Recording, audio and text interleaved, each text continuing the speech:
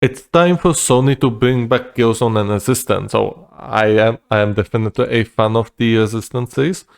I played all the PlayStation games as well as the PSP game back when I was like 11 years old. A really unique series, unique enemies, unique weapons with some some unique abilities to them. You could shoot a secondary skill on your enemy and then shoot bullets from behind the wall, and they would trace back to the enemy. You had a weapon that shoots through the walls. It also had a really good multiplayer. I remember this. The multiplayer was so good because it has so many unbalanced weapons, and people would simply kill each other, and it was really fun. Also, the network was really good. Like, there weren't many lags or FPS drops, so that's also something very positive. It had co-op mode for both second and third entry, and even for the first entry, however, that was on campaign, which obviously I think even the third one has it. Yes, the third one also probably has a campaign. The second one doesn't. Or the second had a co-op more detailed. You did Spec Ops, and you were obtaining great tech to upgrade your weapons and classes, unlocking more, weapons, gadgets, and all that good stuff. I would definitely like for it to be remade. I think this game has a lot of potential to be pretty much anything. MMO, strategy game, another first-person shooter, maybe adventure, horror game. Like, this game has endless possibilities. Although I wish they don't go near any consulting, any consulting firm like Sweet Baby Inc. Yeah, that would be very bad for my Resistance series. Following on from PlayStation State of Play, we now have valid look of many of PS5's upcoming titles. The mileage may vary on how the lineup looks, but the recurring question of where all the PS5 titles games are hasn't quite been answered. Some of the biggest games at the showcase were remakes or remasters of older games such as Until Dawn or Silent 2 Remake. Indeed. Or PC ports of already released titles like God of War Ragnarok. That's not to say there weren't some big new PS5 games shown, but one in particular has me scratching my head at what we're supposed to take away from it. That would be Concord, the debut game from first-party PlayStation developer Firewalk Studios. Sorry, my voice died a bit there. I'm cooking. And I forgot to turn on the music again. There you go. A 5v5 endless multiplayer shooter. The endless is scaring me a bit. The game didn't exactly give me the best first impression. The writing and characters in the cinematic trailer give me feel like microwave Guardians of the Galaxy leftovers. And knowing that this is an Overwatch-like hero shooter where the political scene alone won't actually be reflected in the gameplay and doesn't help. Of course, Concord could actually be reflected in the gameplay and doesn't help. Of course, Concord could very well surprise once we get our hands on it, but Sony putting such heavy focus on a game that looks so bland just brings me to mind that they have two solid first-party shooter IP that have been languishing in their back catalog for far too long, Killzone and Resistance. I think a lot of people actually like Killzone. I never played it though. I heard some good things about it. I never was quite interested because I already played Resistance. Why should Sony bring these forgotten franchises back to the spotlight? I'm not sure about Killzone, but again, Resistance, unlimited potential. You can make so many different genres with the unique enemy, with the Chimera. Like, there's endless variety, quite richer. MMO game, have, players survive against the invasion, or have players build their bases, and eventually the camera starts overrunning those positions and they have to fight back. They have to invade their conversion centers and destroy it, things like that. Or strategy games. I think Resistance could be a great strategy game, honestly. It would take a while to balance it out. However, I think it could be definitely worth it. I wonder how would it be balanced, because Chimera is superior to the humans, obviously. You would probably have to balance in those who are infected with the Chimeran virus, but they did not succumb to it. It would be interesting, definitely. Sony's FPS CRYSIS. Indeed, I don't know of any Sony, FPS games at the moment. Like, I don't know of any. And by any, I mean literally any. Like, we had the Horizon Zero Dawn, or Horizon Forbidden West, God of War, Ratchet and Clank, which is probably closest to the FPS game. However, it's not an FPS game, obviously. It's more like an adventure game. Although I have not played it, I would have to try to see for myself. Yeah, definitely. I mean, this is a pretty weak, console era so far. Like, the consoles are pretty weak at the moment. And they are very, very lucky that GTA 6 is coming and that the Rockstar will release it most likely to the consoles. Otherwise, like, people just would not be buying this. Like, they would ignore the consoles completely. Thankfully, like, Rockstar is doing the absolute best to bring the best, GTA experience to. So they are not, releasing it on all three platforms, as it would bring much more stress to the developers. It's much better to develop it on the consoles with the restrictions and then start to port it to the PC. If you have to balance it out and if you have to think about PC all the time, then yeah, there are going to be much more bugs. And of course, I'm not to say that it's going to have bugs, obviously. I hope there won't be many of them. We'll see. Buggy releases have become quite trendy. Hopefully not. Anyways, back to the topic. I think I've read this. A big part that they tried and failed to block Activision purchasing on Call of Duty, with Sony stating during the case that Microsoft claims that Nintendo's differentiated model demonstrated PlayStation doesn't need Call of Duty to compete effectively. But this reveals Microsoft's true strategy. Post-transaction, Xbox would become one-stop shop for the all best-selling shooters franchises on consoles. That would be true if Microsoft actually, released some of those, top-tier titles. So far, they have been releasing shit, absolute garbage. And very little of garbage, actually. Like, Microsoft had purchased so many studios, and the games are not coming. They are not coming at all. Starfield, disaster. Like, it sold well, probably. However, the game is just so boring, so bland. You'd have to install, once again, millions of mods, even more mods than on Skyrim to make it playable in 2024. So there you go. Oh, it's actually very close, yeah. It used to be Killzone used to be much popular, actually, although people just lost interest over Killzone in the years.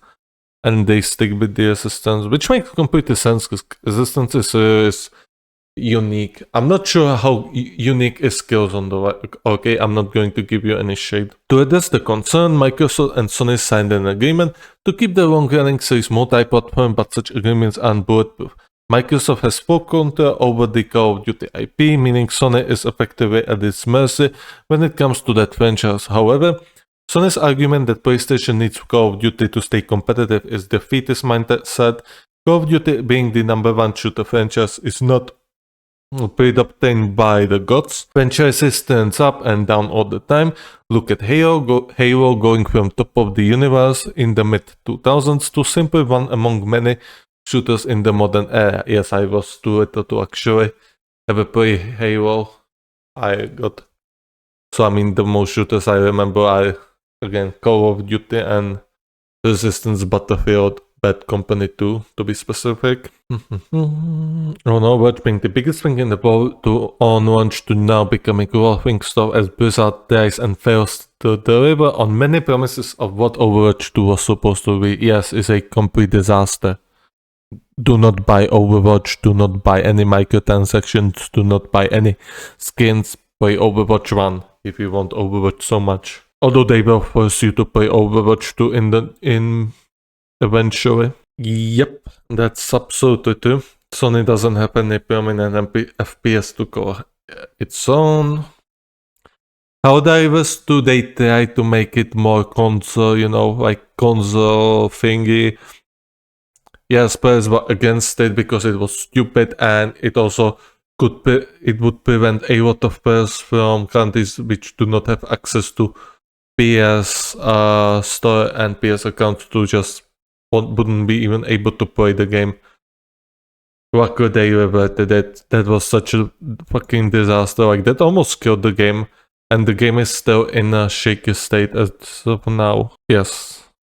Also, it's a third-person shooter, but it's a shooter regardless. Obviously FPS is first-person shooter, but to be delisted in 177 countries, yeah, that was a complete disaster. Sony needs a big win, indeed.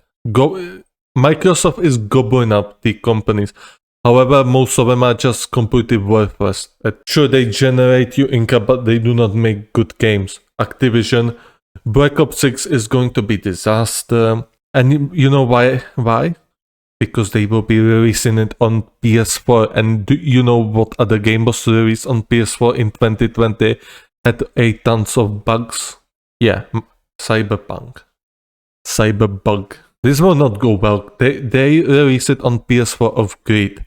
And this should tell you everything. Activision or Treyarch or whoever works on it, not whoever works on it, whoever publishes it, they are doing this out of greed. They want money. They do not want quality. If they wanted quality, then they would have only released it on PS5 and Xbox. They are now trying to lure you into buying the game by showing the Mount Rushmore or whatever was the name of the mountain with the president faces on it. Yeah, and showing it vandalized or whatever.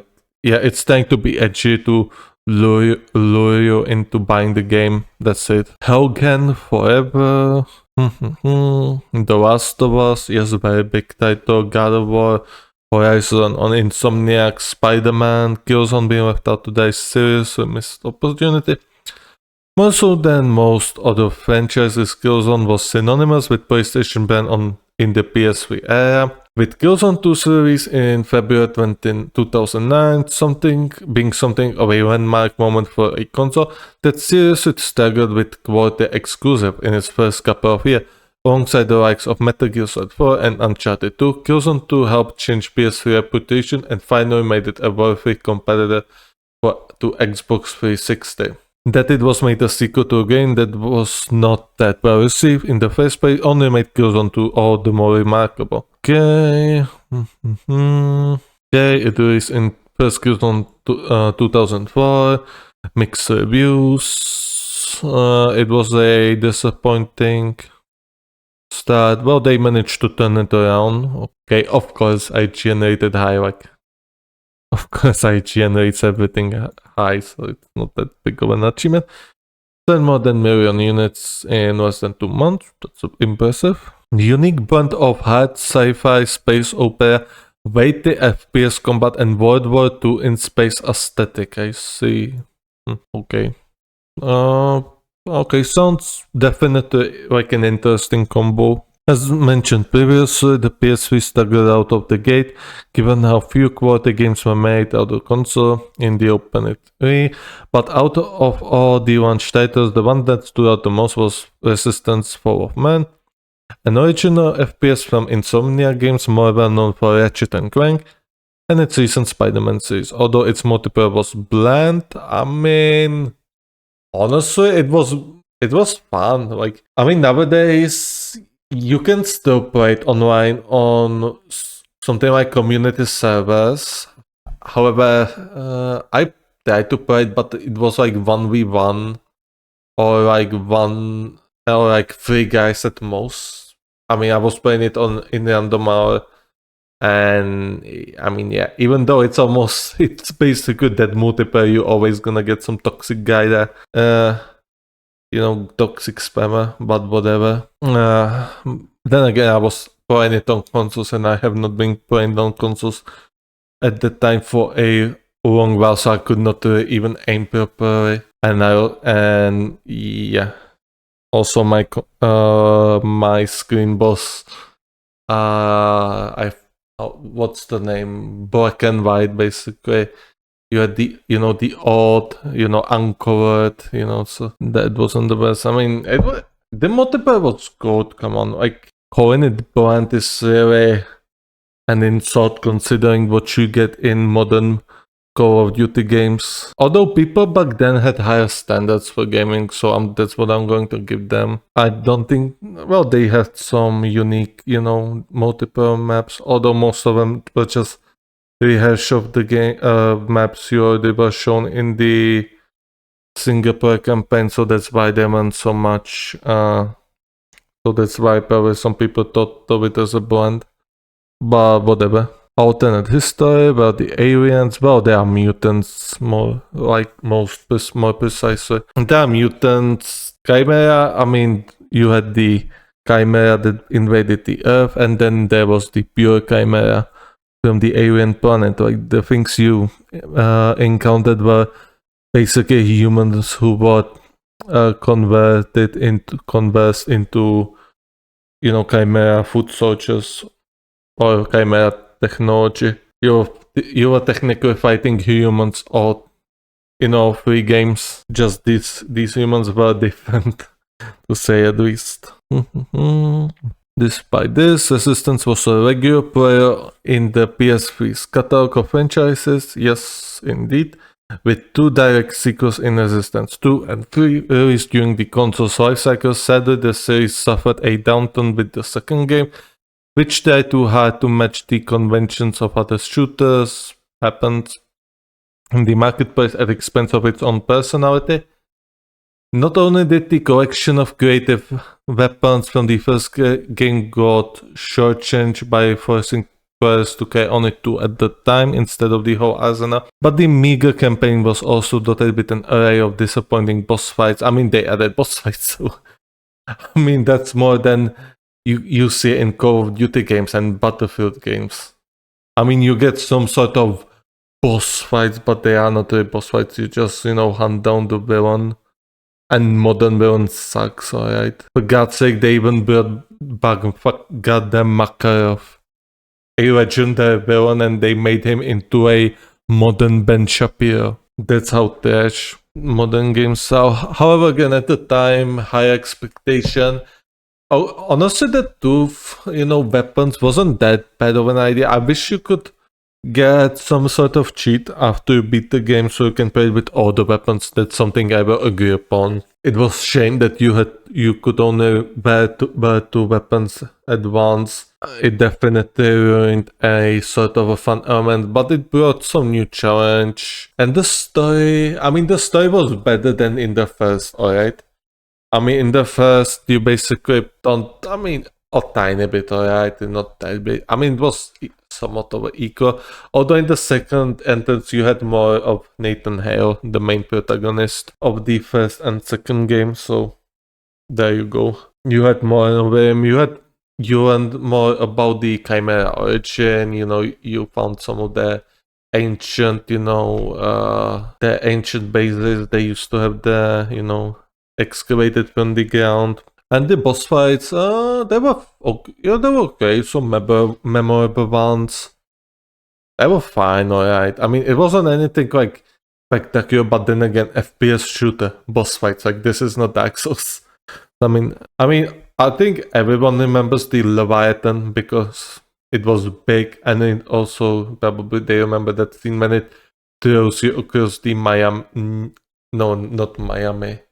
across Michigan, across the city in the state of Michigan, I believe, or somewhere. There were many creative weapons. You just couldn't enjoy them. So first, just like you could in the first game, you could enjoy them for a bit, but then you had to change your weapon, which was annoying. Definitely to some people, even me. Honestly, I would love to be able to use them all at once, but whatever, it is what it is. It doesn't really lower the, enjoyment factor for me much or at all. Meager campaign, blah blah blah, but tended to be more scripted sequences than dynamic battles. What I don't know. I think they are. I'm not. I'm gonna take a sip of juice. What is a dynamic battle in a video game?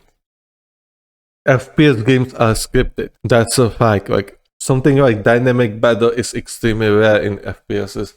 Maybe you're gonna put me wrong with some other code games, although most of them are just scripted. Yeah, most of the time it's just script, alright. I mean, it had more. In the first game, you had some sequences where you would fight alongside the human soldiers. In second game, you had about the same, or maybe more. I do not remember it. I mean, did they felt a bit more, how to say, narrow-minded? Yes, a little bit, alright. A little bit, just a little bit. Okay, I wouldn't be even able. I would spend a long time to actually, think of everything. Like I said, I did not play the games in a long while. That's why I wish they would port them to PC or something. Unfortunately, they would probably not bring back the multiplayer. The multiplayer was improved, but the story was big compared to the previous. No, not really. Not really. I think the story was better. It was just people had much higher expectation for sequels and in games in general back in those days.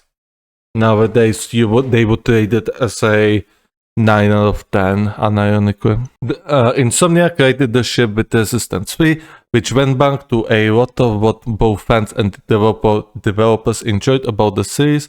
In an interview with Kotaku, Insomniac CEO Ted Price said all the changes in Resistance 2 may have not been a good thing, and that on Resistance 3, we went back to some of our more traditional core mechanics that players did love and then built a story that was more personal. We are really proud of Resistance 3, but that improvement didn't translate to sales, and the series flamed out with the third entry, and the poorly received PlayStation Vita spin-off Resistance Burning Skies. Yeah, I mean, I would definitely not invest my funds into the PS Vita game, alright? That's a very bad decision. Haven't played the game, haven't played Burning Skies. Although, I mean, if they were in financial troubles, then making game on PS Vita was a serious mistake.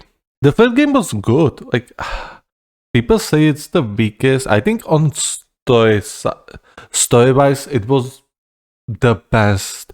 Because it was mainly because you had someone who was going alongside you and you talked with him. That was the main reason why it was probably so good story-wise. You just had, dialogues with each other, talking with people, and you were much more, you were much more in the story with your main character, like social-wise, alright?